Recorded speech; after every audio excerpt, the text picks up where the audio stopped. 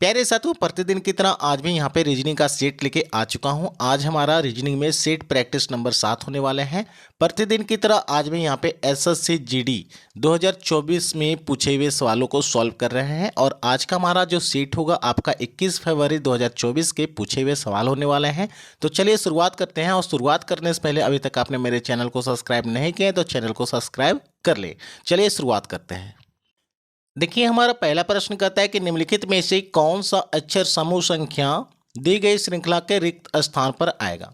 यानी कि ये आपका एक सीरीज दिया हुआ है और यहाँ पर एक कुछ शब्द जो है आपका हटा दिया गया है।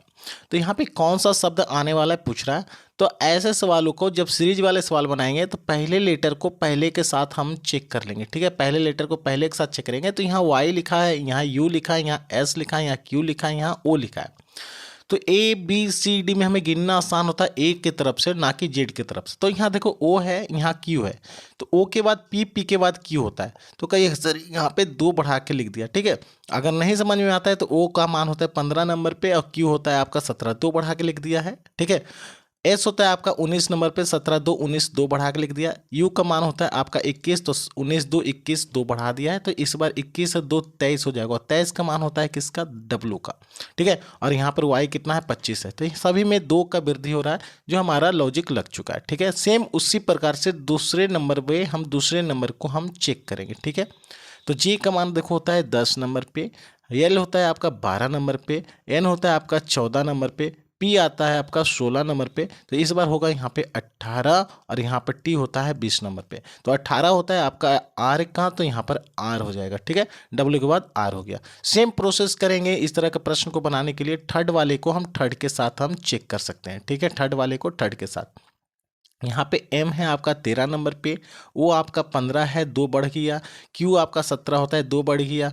एस आपका 19 होता है, 2 बढ़ गया। तो यहाँ पर क्या होगा 19 2 21 और 21 का मान होता है आपका यू का, डब्ल्यू आर यू यहाँ पर आ चुका है। ठीक है, अब सेम प्रोसेस यहाँ देखिए। तो यहाँ पर 0 है, यहाँ पर 1 है, यहाँ पर 0 है, यहाँ पर 1 है और यहाँ पर 1 है। तो हमें पता चला है कि 2 लास्ट में 1 है, 2 बार लास्ट में 1 है, यहाँ 0 है, यहाँ 1 है, यहाँ 0 है। तो क्या मैं यहाँ पर 1 रख सकता हूँ का। तो 0 हो गया, 1 और 1, 2 बार 1, एक बार फिर से सुनिए, फिर 2 बार 1 आ गया। यानी कि मेरा एक सीरीज बढ़ गया इसके अनुसार, यानी कि ऑप्शन 2 हमारे यहाँ पर आंसर हो जाएगा। ठीक है, आप बहुत ही आसान है, आप खुद से बनाइएगा ना, बहुत जल्द ही बनेगा। मैं तो यहाँ पे समझा रहा हूँ, जो बेसिक है, जो नए हैं उसको मैं सिखा रहा हूँ। ठीक है, चलिए नेक्स्ट सवाल पे। देखिए, हमारा नेक्स्ट सवाल कहता है कि 7 मित्र है, A B C D E F और जी वृत्ताकार मेज के चारों ओर केंद्र से बाहर की ओर मुंह करके बैठे हैं। ठीक है, मान लो ये वृत्ताकार आपका मेज है, ये वृत्ताकार आपका मेज है और सभी का चेहरा आपका केंद्र की बाहर की ओर है। तो टोटल 7 मित्र है। तो 1 हो गया, 2 हो गया, 3 हो गया, 4 5, ठीक है, 1 2 3 4 5 6 और 7, इस तरह से बैठा हुआ सब, सभी का मुख किधर है, केंद्र के बाहर की ओर है। ठीक है, लिखा है प्रश्न में डी जो है जी का ठीक दाहिने ओर बैठा है। जी डी कहाँ बैठेगा, जी जहाँ भी बैठेगा उसके दाईं ओर। मान लो जी को यहाँ बैठा दो, कहीं भी बैठा दो, जी यहाँ बैठा दिया, तो इसका जो राइट हैंड साइड यानी दाहिने साइड इधर होगा और बामा साइड आपका इधर हो जाएगा। तो यहाँ बोला दाएं तरफ, तो दाएं तरफ आपका इधर हो जाएगा। तो यहाँ पर कौन बैठेगा, डी बैठेगा। ठीक है, फिर यहाँ लिखा सी और ई ठीक बगल में ए बैठा है, सी और ई का ठीक बीच में ए बैठा है। ठीक है, तो अभी कहाँ पर सी और ई बैठाएंगे अभी पता नहीं चला है, तो इसे छोड़ते हैं, आगे बढ़ते हैं। बी एफ का ठीक बाईं ओर है, ये भी पता नहीं चल रहा है कहाँ बैठाना है। जी और सी पड़ोसी नहीं है, यानी कि जी और सी पड़ोसी नहीं, यानी कि जी के बगल में यहाँ पर सी कभी भी नहीं बैठेगा। ठीक है, क्योंकि पड़ोसी नहीं है। यहाँ लिखा है कि ई जो है डी का आसन में बैठा है, आसन यानी बगल में। तो ई कहाँ बैठा है, डी के बगल में बैठा है। ठीक है, बैठा दिया। जब ई बैठ गया है तो आपका यहाँ पर देखो सी और ई के ठीक बीच में कौन है, ए है। तो सी और ई के बीच में, ठीक है, तो ई यहाँ बैठा है, सी यहाँ बैठा दो, इस दोनों के बीच में ए को बैठा दो। क्लियर है। फिर उसके बाद लिखा था यहाँ पर कि बी जो है एफ का बाईं ओर है। ठीक है, अगर बी जो है एफ का, अगर मैं यहाँ पर एफ को बैठा दूँ, एफ को यहाँ बैठा दूँ, तो इधर हो जाएगा इसका बामा और इधर हो जाएगा राइट। ठीक है, लेकिन बोला है बाईं ओर, तो यानी कि एफ यहाँ पर नहीं बैठने वाला है। एफ कहाँ बैठेगा आपका, यहाँ पर बैठेगा। तभी तो इसका राइट इधर हो जाएगा आपका दाहिना, इधर हो जाएगा बामा। तो बैठा हुआ कहाँ, बामा में। कौन बैठा है, बी बैठा है, तो बी आपको यहाँ पर बैठा देना है। ठीक है, इस तरह से बैठा दीजिए सभी को। उसके बाद देखिए प्रश्न लिखा है कि एफ के ठीक दाईं ओर, एफ का ठीक दाहिने तरफ, तो एफ का ठीक दाहिने तरफ कौन बैठा है, जी। तो जी आपका यहाँ पर आंसर हो जाएगा, जो आपका ऑप्शन 4 में। क्लियर है, समझ में आ रही है प्यारे साथियों। वीडियो अच्छा लग रहा है तो आप एस लिखिए कमेंट बॉक्स में। साथ में चैनल पर नए तो चैनल को सब्सक्राइब कीजिए। प्रतिदिन आपको यहाँ पे जीडी के सेट की प्रैक्टिस करवाई जा रही है। चलिए नेक्स्ट सवाल पे देखिए, हमारा नेक्स्ट सवाल कहता है कि नीचे एक श्रृंखला दी गई है जिसमें एक पद लुप्त है। दिए गए विकल्पों में से उस विकल्प का चयन कीजिए जो श्रृंखला को पूरा करेगा। ठीक है, ये आपका एक सीरीज है, यहाँ पे पद लुप्त है, यहाँ पे क्या होगा। तो अभी जस्ट पहले बताएं कि पहले वाले को पहले के साथ हम चेक कर लेंगे। पहले वाले को पहले के साथ चेक करेंगे तो आर का मान होता है 18, वी होता है आपका 22, जेड होता है आपका 26, डी होता है 4। तो मैंने देखा 18 4 22, 22 4 26, 26 4 4 और 4 + 4, फिर बढ़ा देंगे 4 तो हो जाएगा 8। और 8 का वैल्यू होता है आपका एच का, 8 वैल्यू होता है किसका, एच का। ठीक है, सेम प्रोसेस हम लोग यहाँ पे करने वाले हैं सेकेंड वाले के साथ। ठीक है, सेकेंड को सेकेंड के साथ देखेंगे तो यहाँ पर हो जाएगा 13, यहाँ पर हो जाएगा क्यू का मान 17, यू का मान आपका 21।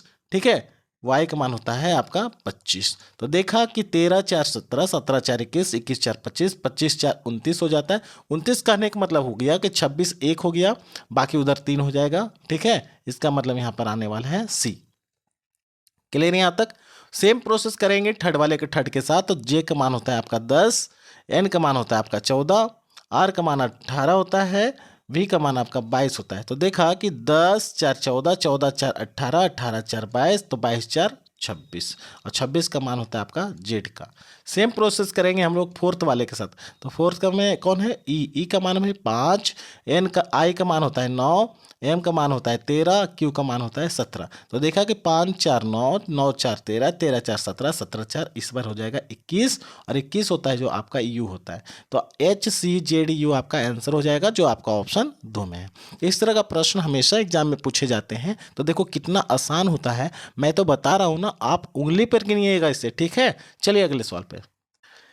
नेक्स्ट सवाल 4 नंबर प्रश्न कहता है कि दिए गए विकल्पों में से किन दो चिन्हों को आपस में बदलकर निम्नलिखित समीकरण को सही करेगा। तो आपका एक समीकरण दिया हुआ है, जो आपका ये समीकरण दिया हुआ है। ठीक है, बोला किस दो चिन्ह को आपस में बदलना है, किसी दो चिन्ह को आपस में बदलना है। तो मान लीजिए ऑप्शन अगर 4 उठा लूँ यहाँ पर, तो जहाँ पे गुना होगा उस यहाँ पर प्लस लिख देंगे, और जहाँ प्लस होगा वहाँ पर हम गुना लिख देंगे। ठीक है, तो 10 - 3, और प्लस की जगह पर क्या लिखने वाले हैं हम लोग, गुना लिखने वाले हैं, और गुना वाले की जगह पर क्या लिखने हैं, प्लस लिखने हैं, क्योंकि इंटरचेंज करना है। ठीक है, और दोनों तरफ क्या होना चाहिए, इक्वल होना चाहिए।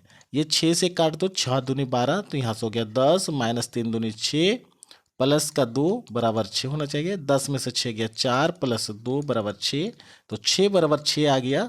इसका मतलब कह सकते हैं कि सर मैंने जो सोचा हूँ कि गुना के जगह पे प्लस और प्लस के जगह गुना कर देंगे, यही आपका यहाँ पर आंसर हो जाएगा। ठीक है, चलिए नेक्स्ट सवाल पे देखिए। हमारा नेक्स्ट सवाल कहता है कि निम्नलिखित प्रश्न में दिए गए विकल्पों में से संबंधित अक्षर युग्म का चयन करें।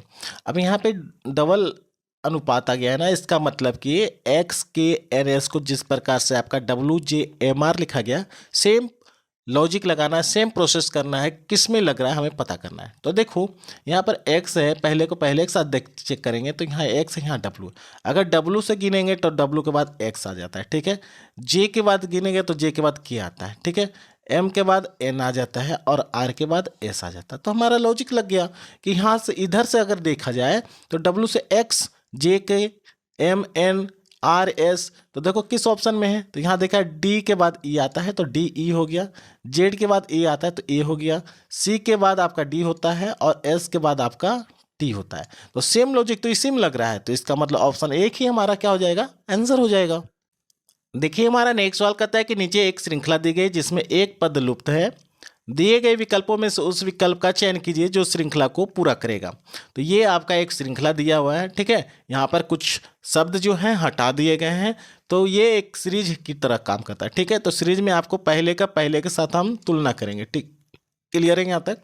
तो P का मान होता है 16 नंबर पे, S का मान होता है आपका 19 नंबर पे होता है, आपका ये भी हो जाता है 22 नंबर पे, Y होता है 25 नंबर पे।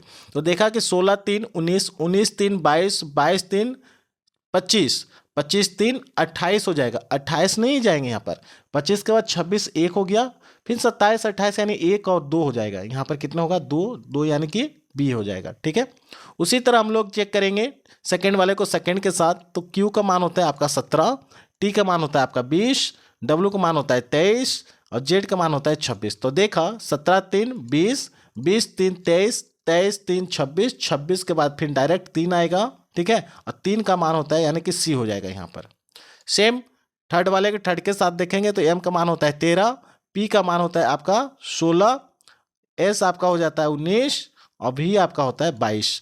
तो 13 3 16, 16 3 19, 19 3 22, 22 3 यहाँ पर हो जाएगा आपका 25 और 25 का मान जो होता है आपका वाई हो जाएगा। ठीक है, सेम प्रोसेस फोर्थ वाले के साथ करेंगे। एन का मान 14 होता है, क्यू का मान आपका 17 हो जाता है, टी का मान 20 हो जाता है, डब्ल्यू का मान 23 हो जाता है। यानी कि 14 3 17 3 20 3 23, 23 3 यहाँ पर 26 हो जाएगा। 26 किसका मान होता है? जेड का होता है। यानी बहुत ही आसान होता है इस तरह का प्रश्न आपको बनाने में। बी सी वाई जेड जिस ऑप्शन में होगा आपका आंसर हो जाएगा यहाँ पर ऑप्शन 1। क्लियर है? यहाँ तक समझ में आ रही है ना मेथड? चलिए अगले सवाल पे।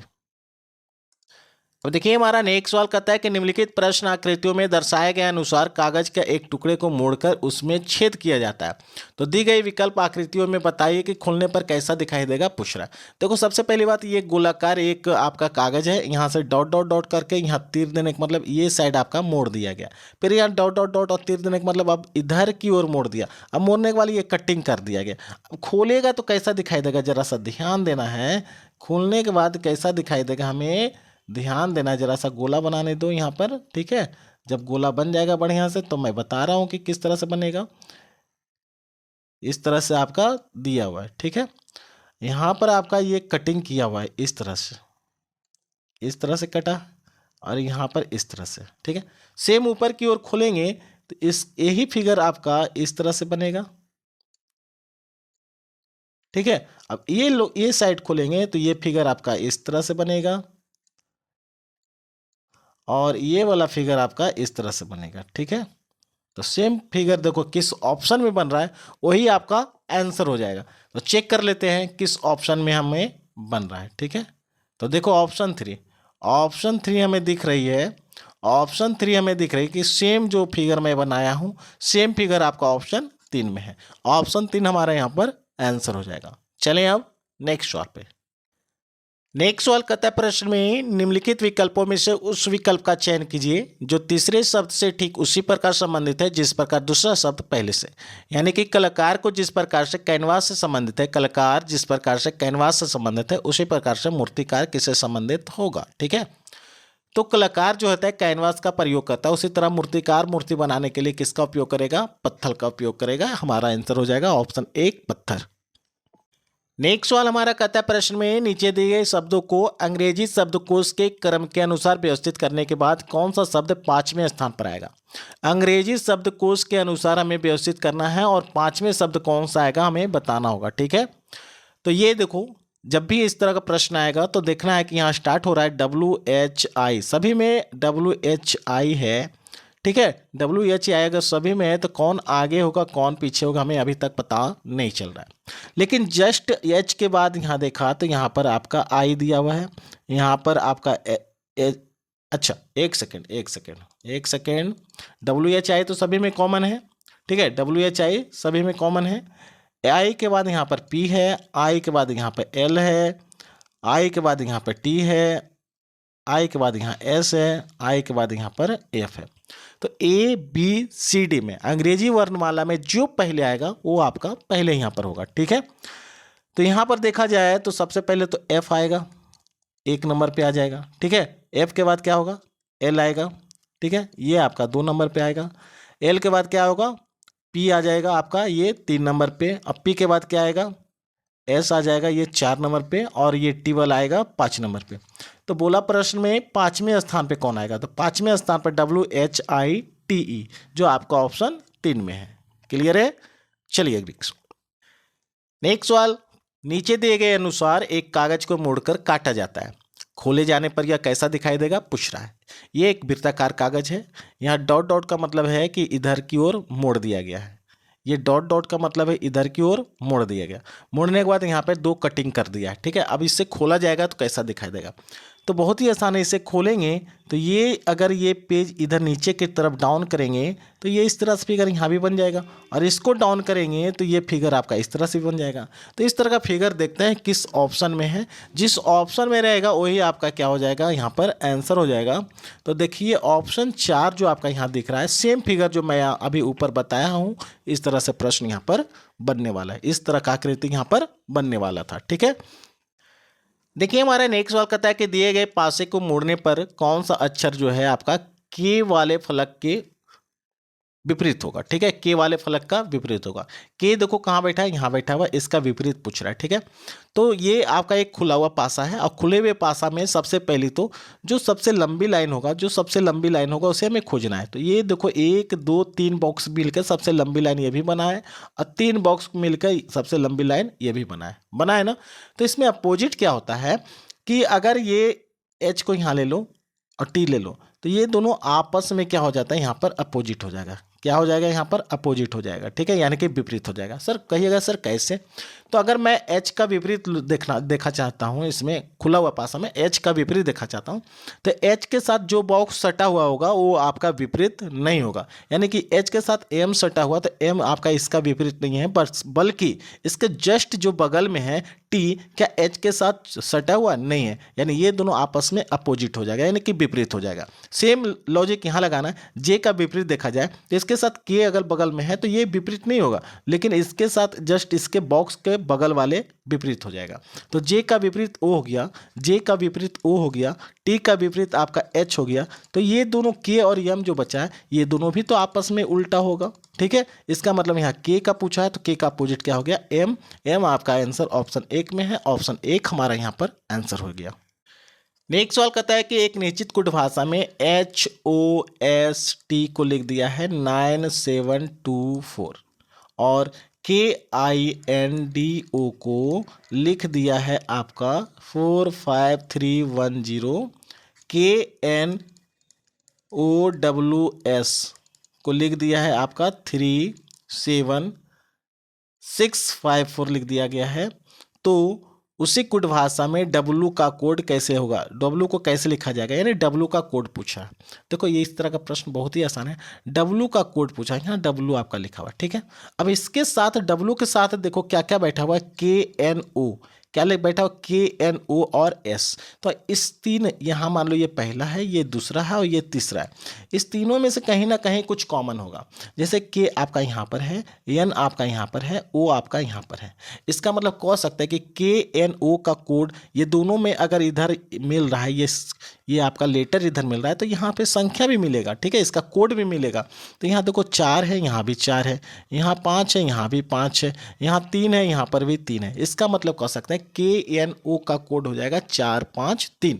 अब KNO का काम हो गया, बच्चा S। तो S देखो आपका यहाँ लिखा हुआ है, तो इस दोनों में जो कॉमन मिल रहा है तो इस इधर भी दोनों में कॉमन मिलेगा, ठीक है। तो यहाँ पर देखा कि यहाँ पर देखा 7 है, तो यहाँ पर भी 7 है, यानी कि हम कह सकते हैं S का कोड क्या हो गया, 7 हो गया। तो बच्चा यहाँ पर कौन, 6 बच चुका है, 6 बच चुका है, यानी W का कोड पूछा है, तो जो बच गया ये दोनों आपस में कोड होगा, ठीक है। तो W का कोड क्या हो जाएगा, 6। तो 6 आपका ऑप्शन 3 में है, ऑप्शन 3 हमारे यहाँ पर आंसर हो जाएगा। नेक्स्ट सवाल कहता है कि दिए गए विकल्पों में से किन दो चिन्हों को आपस में बदलने पर निम्नलिखित समीकरण सही हो जाएगा, ठीक है। 15 भाग 9 गुने 8 प्लस 12 माइनस 4 बराबर 17।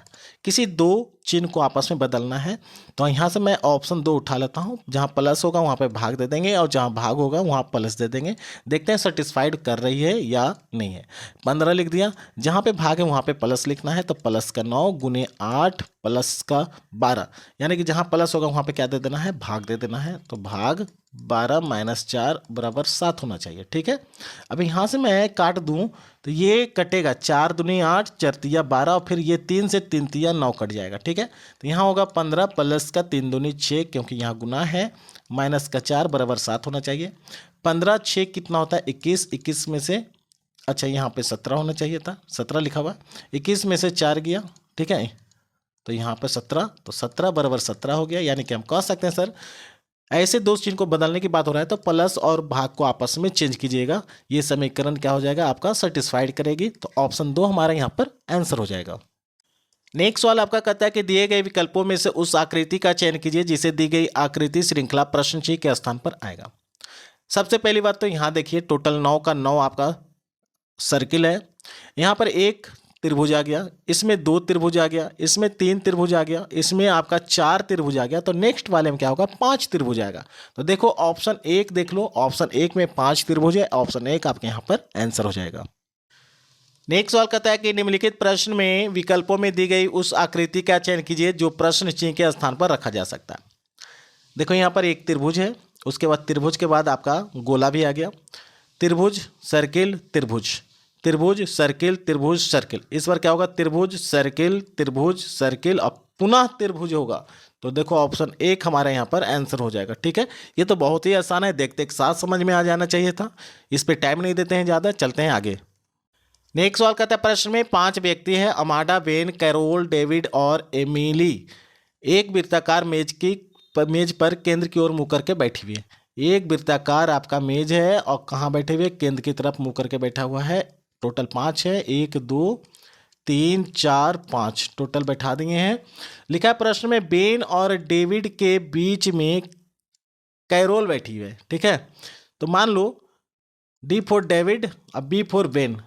ठीक है, तो बेन और डेविड के बीच में कौन बैठी हुई है कैरोल, K फॉर कैरोल। ठीक है, एमिल अमांडा के बाईं ओर बैठी। अब 2 ही जगह है तो बोला एमिल है अमांडा के बाईं ओर। अगर केंद्र की ओर बैठेगा तो इधर हो जाएगा दाहिना, इधर हो जाएगा दाहिना, इधर हो जाएगा बामा। ठीक है, और यहाँ बैठी है बाईं तरफ। तो ऐसा करते हैं ये आपका एमिल है, ई फॉर एमिल कर लेते हैं, तो इसका बामा इधर होगा। तो अमांडा कहाँ बैठेगा आपका यहाँ बैठेगा। ठीक है, यहाँ पर एमिल है, E for Emil, A for Amanda, Amanda यहाँ बैठ गया उसके बामा तरफ। ठीक है, यहाँ लिखा है कि अमांडा जो है आपका डेविड के पड़ोसी नहीं है। तो डेविड यहाँ है, अमांडा यहाँ है, सही बात है, अमांडा डेविड की पड़ोसी नहीं है। तो अमांडा के ठीक दाहिने तरफ, अमांडा का ठीक दाहिने तरफ, अमांडा यहाँ है, इसका दाहिने तरफ कौन बैठेगा देखो, तो दाहिने तरफ ठीक बगल में बेन बैठती हुई। तो बेन आपका यहाँ पर आंसर हो जाएगा ऑप्शन 3। ठीक है, चलिए नेक्स्ट सवाल पे।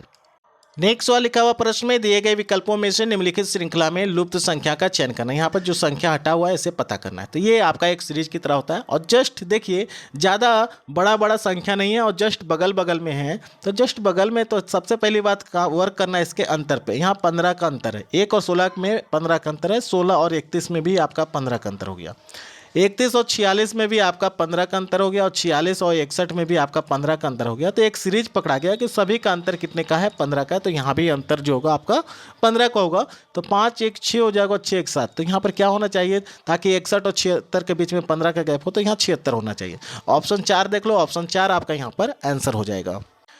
नेक्स्ट सवाल देखिए, एक निश्चित कुट भाषा में ELEVEN 11 को लिख दिया है GNGXGP लिख दिया है और TWENTY को लिख दिया आपका VYGPVA लिख दिया गया। उसी कुट भाषा में FORTY को कैसे लिखेगा पूछ रहा है। तो देखो बहुत ही आसान है, पहले एक साथ चेक करा तो D से G लिख दिया, तो D के बाद क्या होता है E से G लिख दिया है, तो E के बाद क्या होता है F के बाद G होता है। तो कैसे 2 बढ़ा के लिख दिया है। L से N लिख दिया है, L के बाद M के बाद N 2 बढ़ा के लिख दिया है सर। E के बाद G लिखा, FG 2 बढ़ा कर लिख दिया है। यहाँ पे V के बाद YX यहाँ भी 2 बढ़ा दिया है। ठीक है, B के बाद WX 2 बढ़ा दिया है, E के बाद F के बाद G यहाँ 2 बढ़ा दिया है, N के बाद P लिख दिया, OP यहाँ भी 2 बढ़ा दिया। क्या सेम लॉजिक इसमें लग रहा है क्या। T के बाद U भी 2 बढ़ा दिया, W के बाद XY 2 बढ़ा दिया है, E के बाद FG 2 बढ़ा दिया है, N के बाद OP यहाँ भी 2 बढ़ा दिया है, T के बाद U भी यहाँ भी 2 बढ़ा दिया, Y के बाद ZA यहाँ भी 2 बढ़ा दिया। तो लॉजिक समझ में आ गया, सभी में हमें 2 बढ़ाकर लिखना है, सभी में क्या करना है 2 बढ़ाकर लिखना है। तो F के बाद होता है GH, O के बाद P Q, R के बाद S T, T के बाद U V, Y के बाद Z A। तो देखो किस ऑप्शन में है H Q T V A, आपका ऑप्शन 4 में है। ऑप्शन 4 हमारा यहाँ पर आंसर हो जाएगा।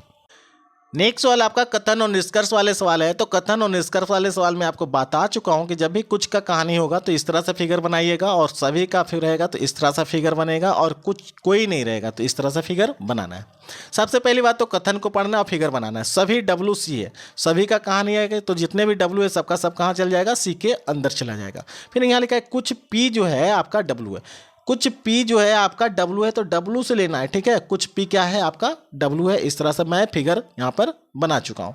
इसके साथ अब फिगर बनने के बाद निष्कर्ष हमें चेक करना है। पहला निष्कर्ष है कुछ CP है, कुछ CP है तो हाँ ये C वाला ये पार्ट जो P का है ये C के अंदर है, तो कुछ C आपका P हो गया, ये आपका यहाँ पर आंसर हो गया। यहाँ लिखा है कोई भी P C नहीं है, तो जरा समझिएगा ये दोनों कथन पॉजिटिव में है, दोनों कथन पॉजिटिव में है, तो कभी भी निष्कर्ष में निगेटिव आए तो ये सीधा एकदम गलत कर दीजिएगा, ठीक है। फिर यहाँ लिखा है कुछ CW है, कुछ CW है तो ये W वाला पार्ट जो है, W का जो भाग है ये आपका C के अंदर ही है, तो ये तो C ही है, तो कुछ CW है, हाँ है। तो इसका मतलब निष्कर्ष 1 और 3 आपका यहाँ पर आंसर होगा, 1 और 3 आपका यहाँ पर आंसर होगा। तो देखो किस ऑप्शन में है, तो ऑप्शन 4 हमारा आंसर था, ऑप्शन 4 हमारा यहाँ पर आंसर हो जाता है। निष्कर्ष 1 और 3 दोनों अनुसरण करते हैं। चलिए हम लोग नेक्स्ट सवाल पे देखिए। हमारा 20 नंबर प्रश्न आपका इस वीडियो का लास्ट प्रश्न होने वाला है। उम्मीद करते हैं आज का सेशन समझ में आ रही होगी, अच्छी लग रही है। प्यारे साथियों लाइक के साथ साथ चैनल को सब्सक्राइब कीजिएगा। लिखा हुआ 20 नंबर प्रश्न निम्नलिखित में से कौन सी संख्या दी गई श्रृंखला प्रश्न जी के स्थान पर आएगी।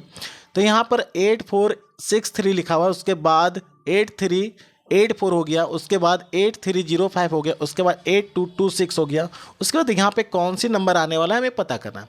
तो देखो एक तरह से पूरी क्या हो रहा है, घट रही है ना, ठीक है। 8463 से 8384 हो गया, तो देखिए 13 में से 4 गया, 13 में से 4 गया, ये 3 है, 3 में से 4 नहीं जाएगा तो 13 में से 4 गया, यहाँ पर हो जाएगा 9, ये बचेगा 6 नहीं, ये बचेगा 5, 15 में से 8 गया, ये बचेगा 7, फिर 3 में से 3 शून्य हो गया, यानी कि 79 का अंतर हो गया। यहाँ पे अंतर देखते हैं कितने का है, तो 14 में से 5 गया 9 हो जाएगा आपका, ये 7 में से शून्य गया 7 हो जाएगा, 3 3 0 8 8 0 हो जाएगा।